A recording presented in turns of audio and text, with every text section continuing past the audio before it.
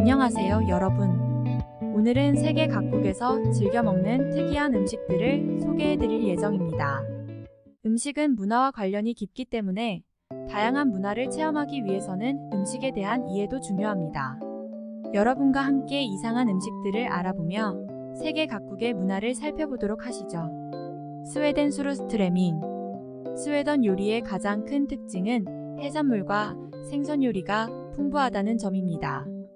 그들의 경작지가 국토의 9%밖에 되지 않아 야채류가 부족한 반면 난류인 멕시코 해류와 한류가 만나 풍부한 어장을 갖고 있습니다. 연어, 대구, 청어 등이 풍부해서 식탁에는 거의 대부분 청어, 연어, 가재나 새우가 오른다고 합니다. 이 중에 꽤 오랜 전통을 가지고 있으며 그와 동시에 세계 최악의 악취 음식이라고 알려진 수루스트레밍이라는 발효 음식이 있습니다. 수루스트레밍이란 스웨덴어로 시큼하다를 뜻하는 수루와 북유럽 지역에서 청어를 칭하는 표현인 스트레밍의 합성어입니다. 수루스트레밍은 4, 5월에 잡힌 발트에 청어를 사용합니다. 청어를 고염수에 하루 정도 담가 두었다가 머리와 내장을 제거하고 덜 진한 소금물에 담가 15에서 20도씨에서 한두 달 발효시킨 다음 통조림으로 가공합니다. 통조림으로 만들더라도 열 처리 같은 별도의 멸균 처리를 하지 않기에 발효가 계속되면서 산소는 줄어들고 이산화탄소와 황화수소, 카르복시산 산물 등이 늘어나서 자연적으로 살균되게 됩니다. 이때 발생하는 가스들이 통조림을 개봉하는 순간에 몽땅 튀어나오면서 특유의 그 악취를 온 사방에 퍼뜨립니다. 그래서 한국에서 악취를 가진 음식으로 유명한 홍어보다도 더욱 심한 악취를 가지고 있다고 알려져 있습니다. 먹을 때는 적당히 삭은 청어를 꺼내서 뼈를 발라내고 툰브레드에 버터, 붉은 양파, 으깬 감자와 싸서 우유와 함께 먹습니다. 때때로 스웨덴식 치즈의 일종인 베스테르보텐 치즈를 곁들이기도 합니다. 각국의 매니아층이 존재하지만 스웨덴에서도 우리나라의 삭힌 홍어와 비슷하게 극단적인 호불호를 가지고 있습니다. 노르웨이 양머리 구이.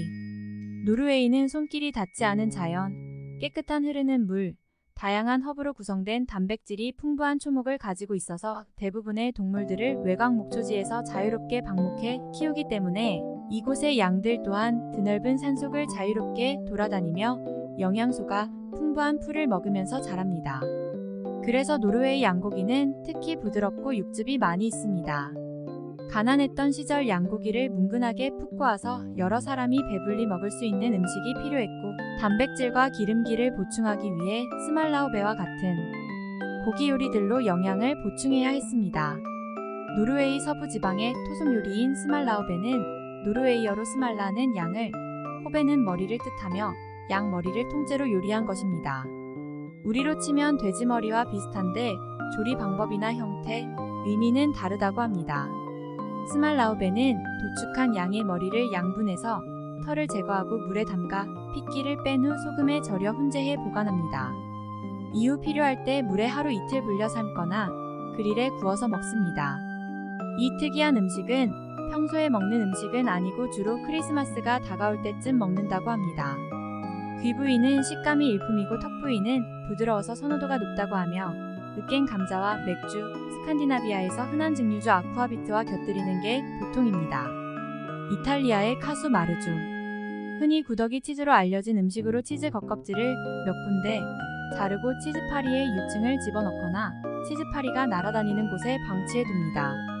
그러면 치즈에 구더기가 살게 되며 구더기가 치즈를 먹으면서 지방을 분해하고 치즈에 눈물이라는 분해물질을 남기면서 색다른 방식으로 치즈가 숙성됩니다.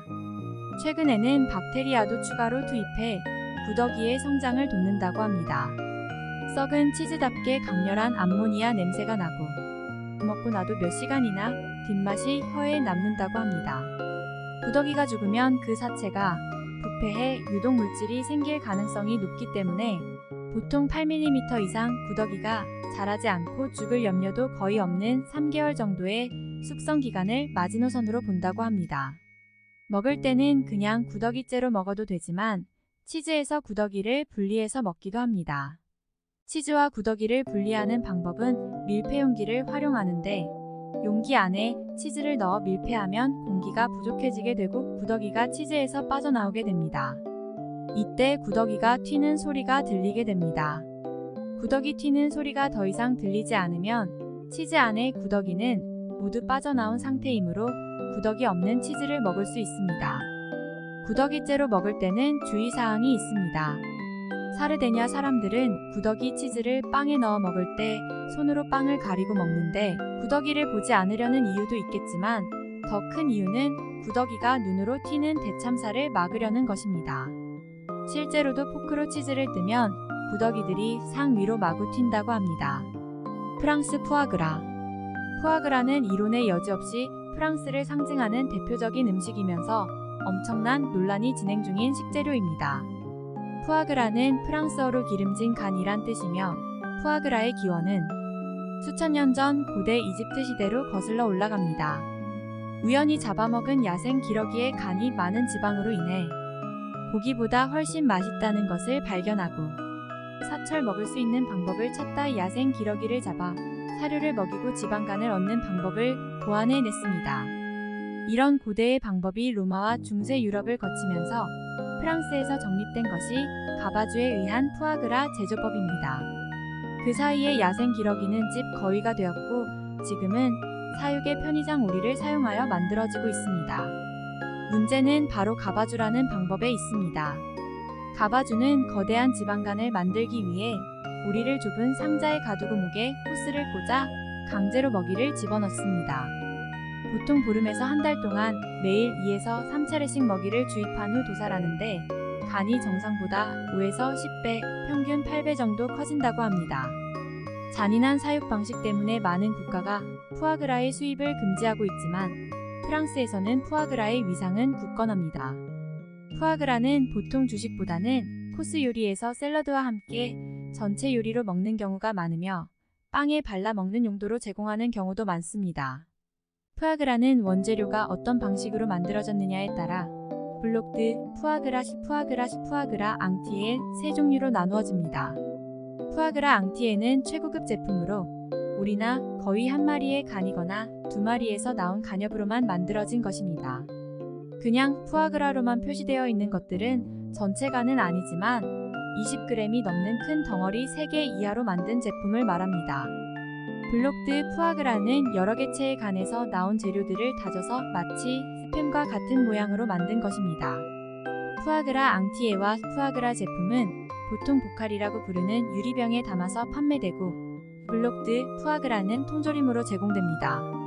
열 처리를 하는 방법에 따라서도 세 종류로 나누어집니다. 첫 번째는 100도에서 살균하여 보관성을 높인 것으로 통조림 제품으로 활용됩니다. 두 번째는 미키라고 부르는 종류인데 저온 처리를 한 제품으로 보관 기간이 1에서 4개월 정도로 줄어드는 대신 신선한 맛이 살아있으며 주로 전문점에서 판매합니다. 마지막으로 크리는 생푸아그라라는 뜻으로 일반 소비자들은 구경하기도 어렵습니다. 독일 중엔 부어스트.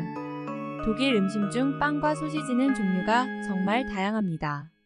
그 중에서 소시지는 그 종류가 1,500개가 넘으며 각 도시마다 특색 있는 소시지가 있습니다. 우리에게 익숙한 비엔나 소시지, 프랑크푸르트 소시지도 있지만 독특한 풍미와 모양을 자랑하는 소시지들도 많이 있습니다. 그 중에서 눈에 띄는 소시지는 독일 바이에른주에서 주로 먹는 중엔 부어스트입니다. 그것의 이름은 혓바닥을 의미하는 독일어 단어인 중엔과 소시지로 번역되는 부어스트에서 유래되었습니다. 이 소시지는 소의 혀고기를 되짚이 빵가루, 오트밀과 단단하게 다져 만들며 갈은 후추와 필요에 따라 다른 강한 향신료로 맛을 냅니다. 소시지는 일반적으로 건조되어 있기 때문에 먹기 전에 요리할 필요가 없으며 뜨겁거나 차갑게 먹을 수 있고 튀기거나 얇게 썰어서 샌드위치에 넣어 먹을 수 있습니다. 소시지는 아주 오래전부터 내려온 음식 보존 기술로 만들어진 식품입니다. 가장 오래된 기록 중에는 기원전 9세기경 쓰여진 호메로스의 오디세이아에서 병사들이 피와 고기 반죽을 창자에 채워서 불에 구워 먹었다는 것입니다. 과거 도축업자들이 내장과 머릿고기, 고기를 가공하고 난 후 남은 부산물을 버리지 않고 다져서 소금, 허브기름 등을 첨가해 외피에 넣어서 숙성해 먹기 시작했다고 합니다. 오늘날에는 소시지가 고급화되어 버리는 고기를 쓰지 않고 살점 위주로 가공하고 있습니다. 이상으로 유럽 각국에서 즐겨 먹는 특이한 음식 5가지를 소개해드렸습니다. 특이한 음식이라고 해서 먹을 수 없는 것은 아니니까 다양한 문화와 음식을 체험해보는 것도 좋을 것 같습니다. 여러분은 이 중에서 어떤 음식을 먹어보고 싶나요? 감사합니다.